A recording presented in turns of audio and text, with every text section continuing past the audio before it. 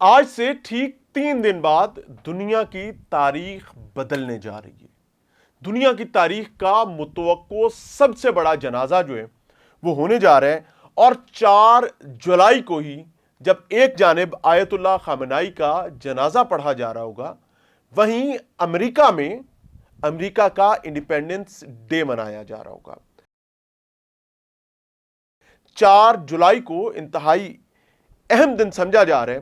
اس کی وجہ یہ کہ ایران کی جانب سے، سنتے جائیے گا، ذرا غور سے سنتے جائیے گا، ایرانی سپریم لیڈر، سابقہ سپریم لیڈر آیت اللہ خامنائی کے جنازے کا بندوبست کیا جا رہا ہے.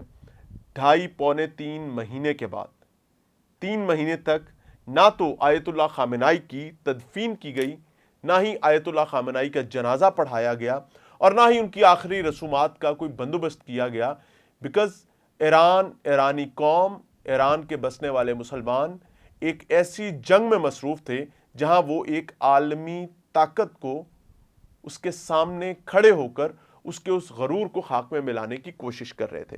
آیت اللہ خامنائی کے جنازے کے حوالے سے بہت امپورٹنٹ چیز یہ ہے کہ 4 جولائی کو اس جنازے کا انتظام کیا جا رہا ہے. 3 روزہ سوگ کا اعلان کیا جا رہا ہے، اور 2 کروڑ سے زیادہ، دوبارہ سنیے گا، 2 کروڑ سے زیادہ لوگ متوقع ہیں جو اس جنازے میں شرکت کریں گے. 90 سے 94 لاکھ آبادی ہے اپنی ایران کی.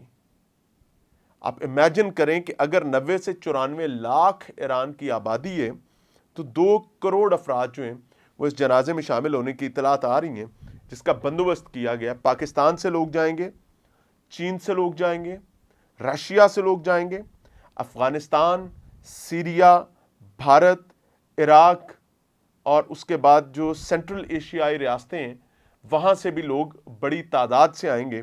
پاکستان کنفرم کر چکا ہے کہ پاکستانی ڈیلیگیشن جو ہے وہ پزشکیان کی دعوت پر ایران میں 4 جولائی کو آیت اللہ خامنائی کے جنازے میں شرکت کریں گے. لیکن سب سے مشکل ٹف صورتحال جو ہے وہ بھارت کے لیے ظاہر ہے. ڈپلومیٹک ریکوائرمنٹس اور نیڈز ہوتی ہیں، آپ نے دنیا میں رہنا ہے، دنیا کے ساتھ چلنا ہے. پزشکیان کی جانب سے بھارت کو بھی دعوت دی گئی ہے، بھارتی وزیر اعظم نریندر مودی کو، اس آخری رسومات میں شمولیت کے لیے. بٹ دا سچویشن از کہ بھارت ایک ڈیفنس پیکٹ میں ہے غیر قانونی ریاست کے ساتھ. اگر بھارت اس ڈیفنس پیکٹ کے باوجود جنازے میں جاتا ہے تو نیتن یاہو ناراض ہوتا ہے، امریکہ ناراض ہوتا ہے، اور اگر نہیں جاتا تو بھارت کی آنے والے دنوں میں روس کے ساتھ اور خود ایران کے ساتھ ناچاکی بڑھتی ہے.